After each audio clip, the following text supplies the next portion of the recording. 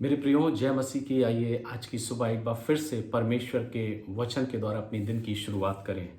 पौलुस कुरिन्थ की कलीसिया को 10वें अध्याय की 31वीं आयत में इस प्रकार से लिखता है, इसलिए तुम चाहे खाओ चाहे पियो चाहे जो कुछ करो, सब कुछ परमेश्वर की महिमा के लिए किया करो।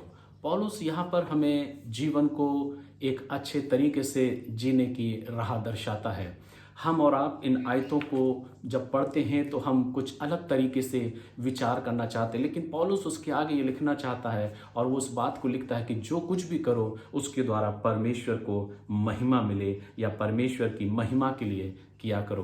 तो आज की शुरुआत आप अपने जीवन के किस प्रकार से करना चाहते हैं? मेरे प्रियो, जैसा कि परमेश्वर का वचन हमको दर्शाता है और सिखाता है कि हम जो कुछ भी करें, जो कुछ भी करने का तात्पर्य ये नहीं कि हम कुछ भी करें, लेकिन उसके पीछे परमेश्वर के उद्देश्य और परमेश्वर को सम्मान मिलना चाहिए, ऐसा पौलुस लिखता है। इसलिए सबसे पहली बात हमें इस बात को स्मरण रखना है कि जब हम अपने जीवन की शुरुआत करें, अपने दिन की शुरुआत करें, तो हमारे जीवन में हमें इस बात को स्मरण रखना कि हम होशपूर्वक और उद्देश्य के साथ अपने जीवन को जिएं और अपनी ज़िंदगी को जीने का प्रयास करें, जिसके पीछे एक उद्देश्य हो और होशपूर्वक कि क्या चीज़ें गलत हैं, क्या चीज़ें सही हैं, क्या उन चीज़ों के द्वारा, उन कार्यों के द्वारा परमेश्वर को महिमा मिल रही है या नहीं मिल रही है।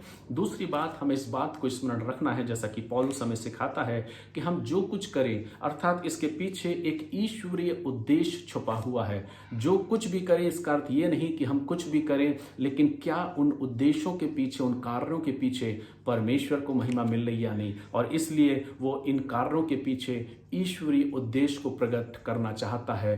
क्या हमारे जीवन में जब आज हम अपने जीवन को जी रहे हैं, तो क्या हमारे ज़िंदगी में जो हम सोच रहे हैं, जो कार्य हम करने जा रहे हैं, क्या उसके पीछे ईश्वरीय उद्देश्य है?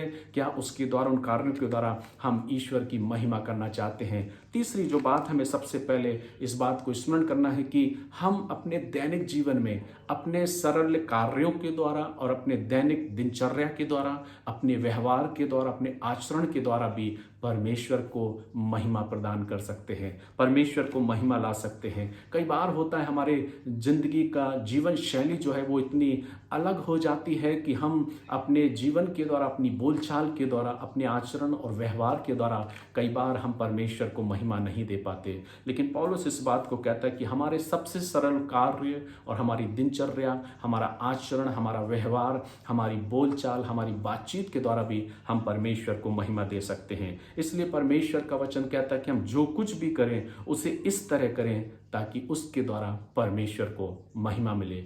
आज की सुबह आप अपने जीवन को किस प्रकार से जीना चाहते हैं? क्या उसके पीछे कोई ईश्वरीय उद्देश्य है? क्या उसके पीछे ईश्वर को महिमा है? क्या उसके पीछे आप अपने जीवन के द्वारा परमेश्वर को महिमा देना चाहते हैं? आइए अपने दिन की शुरुआत करें। मैं आपके लिए प्रार्थना करना चाहता हूं। हम प्रार्थना करें और अपने दिन की शुरुआत करें।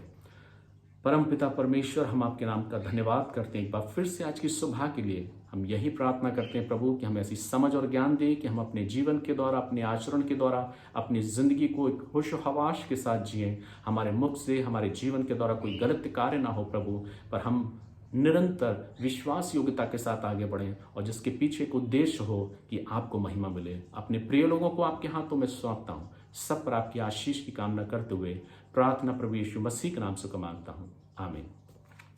God bless you. प्रभु आप सभी को आशीष दे, अपने अनुग्रह में आगे बढ़ाए और आज की सुबह आपके लिए आशीष में हो। परमेश्वर की महिमा हो।